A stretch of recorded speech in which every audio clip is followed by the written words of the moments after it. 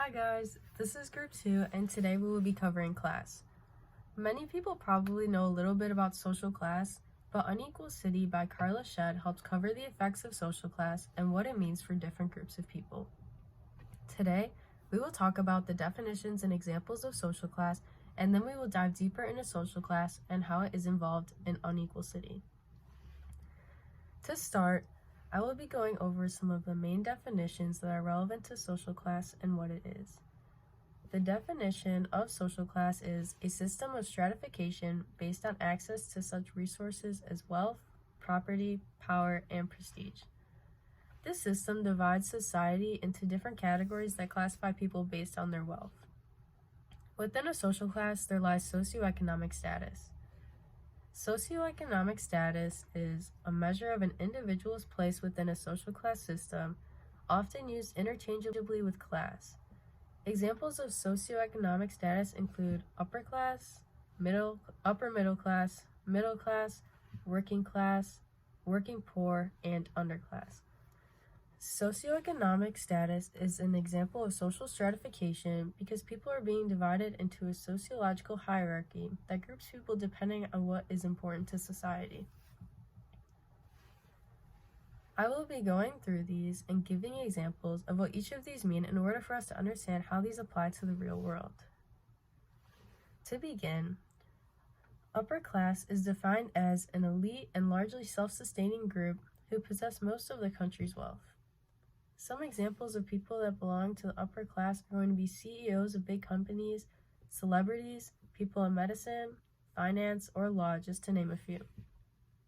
Upper middle class is known as social class consisting of mostly highly educated professionals and managers who have considerable financial stability.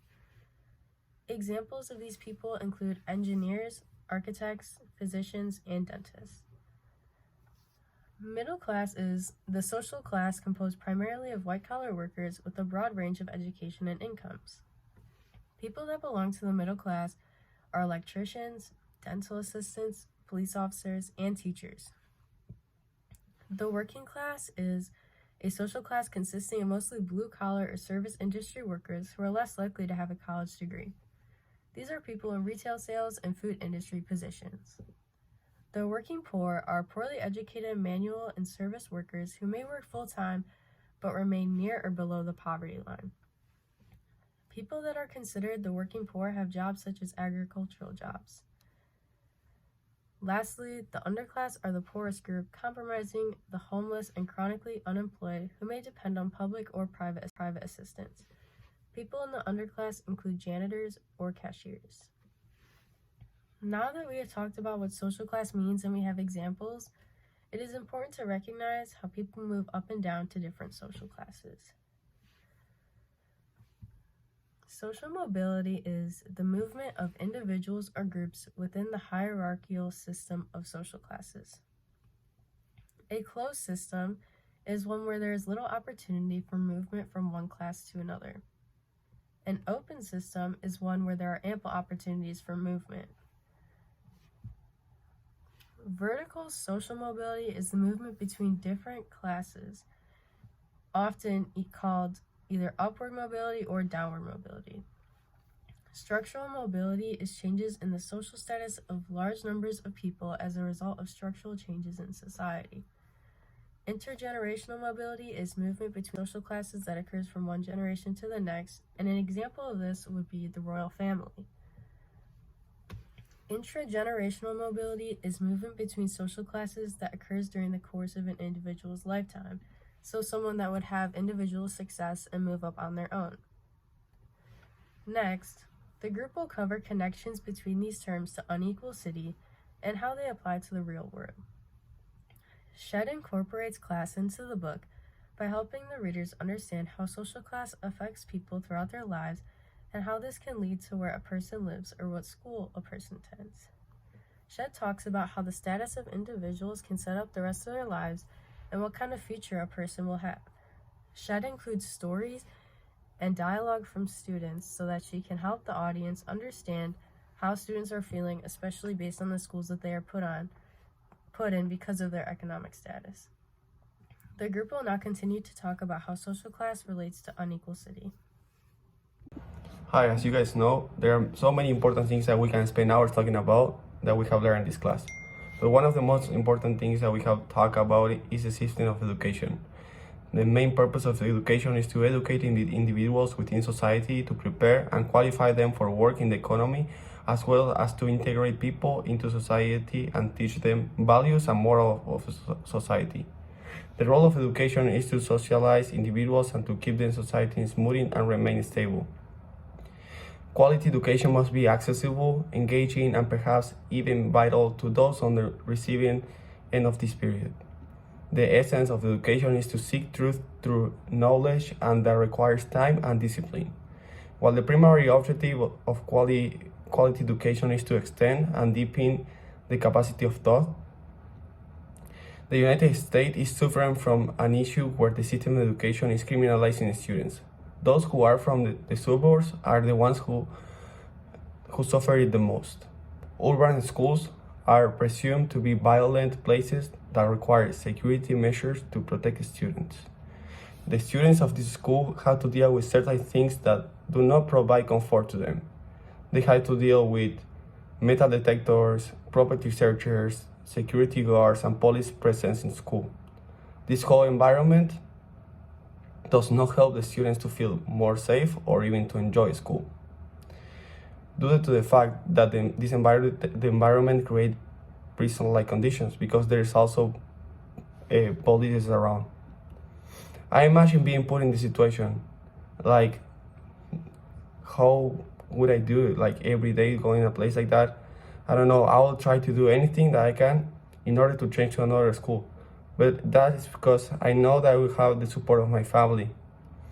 I don't know how there are teenagers that should go to this school anyways. It is not fair for them to be treated this way, and I believe that the problems with safety will not be solved by using this type of protocols. If you create a school that looks like a prison, the people who study there will end up thinking that is what is expected for them. I have lived in Argentina for 18 years. That's the country where I'm from. I know the issues there is bad, but not as bad or even close to how it is here in the US. I believe that the United States need a lot of work in both the public and private areas of schools. Structural racism and criminalization against students in public school is a huge issue in this country, and it needs to come to an end. There are public education in Argentina. These schools also suffer from safety issues, but the way that Argentina deals with it is by bringing counselors and social workers to the school.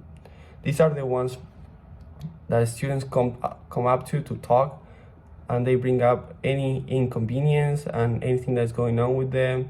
It can be about the school or even personal, and students feel more safe and more in comfort in the place. This helps students to be listened, feel supported, and feel safer at school. I think it's a great idea, and I believe that it can help the United States too. I do not support the metal detectors, the cameras, the presence of police officers in school. When you go to school, you're going to learn and grow and enjoy the process. In these places, students are feeling like prisoners because they are being criminalized in the eyes of the police all the time. This type of criminalization is not the only issue that schools have to deal with. Now, I want to talk about something else, and it's the testimony of Alex on page 60 through 63 of the book on Equal City. Alex was giving testimony of how the race that he's from will impede him to get good grades in the class. Like, how can we just put these two and two together, and your race doesn't have to do anything with your grades or your how smart or how much you study. Sadly, some professors have bad attitudes towards certain students only because of the race. Sometimes professors don't know or don't realize what they are doing, but it still happens a lot. Your race shouldn't be an obstacle for you to get an education, reach your dreams, or work or achieve anything in life. But in the system that we live nowadays, race affects how are you going to be seen and treated. Our society needs a change. And even though things are slowly changing, this is just the beginning of a huge change that needs to be done. Thank you. Another concept that we discussed in class and should continue to discuss is diversity and integration. It is one thing to be diverse on paper, but it is another to be integrated as a community.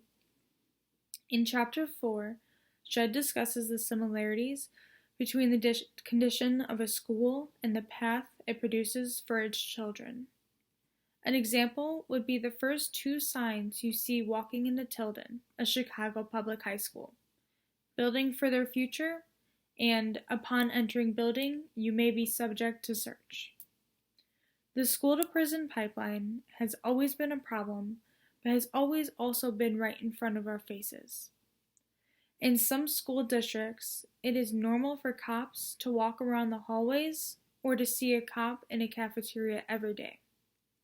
In place of seeing school social workers who can help students understand and cope with their problems, they are introduced to law enforcement officers whose intentions may mean well, but may result only in students having police records. Schools even mandate weekly locker searches or bring dogs around to search for drugs while students are in class. We have normalized a dynamic for providing fewer resources to schools that need them the most. Children growing up in schools where authorities and people in power are those who think poorly of them and wait for them to fail is not a school that could possibly produce successful students. We are taking away chances from kids before they can even make a choice in who they want to be in life. A solution to the school-to-prison pipeline is diversifying schools, and we have done a better job of that over the years. Lincoln Park School is a top-tier school in Illinois and is consistently in the top 100 schools in the nation. The diversity there is unlike any other, with the school being 35% African American, 30% white, 20% Hispanic, and 15% Asian American. But just because the school seems progressive and better doesn't mean that they won't lack the integration between social groups, because they do. Gabrielle, a 9th grade student at Lincoln Park School, spoke up about how within the school they had their regular high school cliques, but they also had a disconnect between the races. We seem to have stopped wanting to move forward, but we have to. We need to support diversity and embrace integration, continue growing together as a society, and stop zoning our communities off to one another. Schools are a unique meeting ground because you can see the natural division people have, and that is what needs to be challenged and pushed. School districts can't continue to be stuck being satisfied with diverse numbers. Schools need resources, activities, funding, care, and anything else a child needs to succeed. After-school activities are usually the first to go in low-budget, low-income schools, leaving the children no creative outlet and no safe place to go after school. This will leave them on the streets or some places that they should not be. Kids are punished for their families not making enough money, and it should never be that way. If students are unable to afford an education, they should be able to receive financial help to do so. Students should never be raised in an environment where they are continuously denied access to resources. Students need space to grow and places to work. They need elders as mentors to give them the tools to succeed in life. Their choices once they are out of school is up to them. But while they are in the system that we built for them, we have to provide so that the next generation of leaders can accomplish their goals. If the system is not working, we need to question it, question people in control, find out where to improve on, and find a balance in power, money, and success. Children deserve an affordable, decent education no matter what social class they belong to. They all deserve the same opportunities. The final concept from the content learned over the course and its relation to unequal city will be criminalization. it is rather well known that the lower income areas and neighborhoods have higher crime rates as well as less police enforcement. Quickly touching back on Mariano's topic of schools, some of the city schools have security check-ins with metal detectors, security cameras, security guards to keep an eye on the students coming in and out of the schools. A quote from Chapter 4, quote, "Metal detectors, surveillance cameras, and other mechanisms designed to monitor and control inhabitants are now standard equipment in American urban schools." End quote. Shed, page 80. These urban schools are designed to make sure no weapons and such get into the schools. However, this is an indication by the school and the city that they would assume their students try and bring such things in. This, in relation to the topic of criminalization, is that the lower income schools are equipped with these security devices to ensure that the students do not commit those crimes that would be associated with those lower income neighborhoods. There are also more police officers present in lower class schools than there would be in a higher class school. In Chapter 5, the police presence is talked more about, and how in wealthier neighborhoods, the police respond quicker there than they would in a poorer neighborhood. Quote, "John, the only white male in the study, thinks that the police may respond more quickly to crime in his mostly white Northwest Side neighborhood in comparison to a predominantly black or Hispanic poor neighborhood." End quote. Shed, page 125. This can be backed up by real-life scenarios where police arrive quicker to wealthier neighborhoods than they would to poor neighborhoods, even though they may be the same distance away. Throughout the 5th chapter, many people who are black, Hispanic, or belong to a poor neighborhood have relatively similar views on the police, with them saying things such as that the police will arrest you for being outside, follow you if you're in a white neighborhood, or harass you and ask you questions just because you are wearing a certain type of clothing. While this is the opposite for the wealthier interviewees, where they seem to say that they are for the police, they are not followed by them, nor are they arrested for doing nothing at all or extremely minor things such as going outside, nor are they asked questions even if they are wearing the exact same type of clothing. Quote, "In my neighborhood, like if you have on some baggy pants, a t-shirt, and a do-rag, they'll think you a crackhead or a gangbanger. If you don't stay down there, they'll quickly arrest you for trespassing, or if you're drinking outside, they'll arrest you. Anything they see you doing wrong, they think they have to arrest you for it. You could be walking and they'll stop you and harass you, asking you questions like, where are you going, who you ride up under, and stuff like that.